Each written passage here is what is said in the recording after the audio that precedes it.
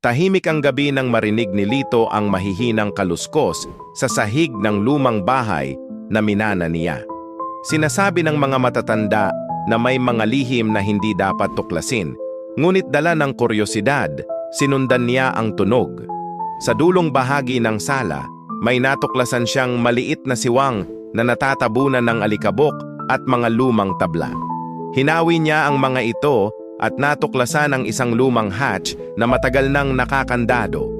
Nang buksan niya ito, malamig na hangin ang bumalot sa paligid. Kumalat ang amoy ng lumang lupa at bulok na kahoy. Mula sa dilim ay may malamig na kamay na gumapang palabas. Sumisipsip ng liwanag mula sa bawat sulok.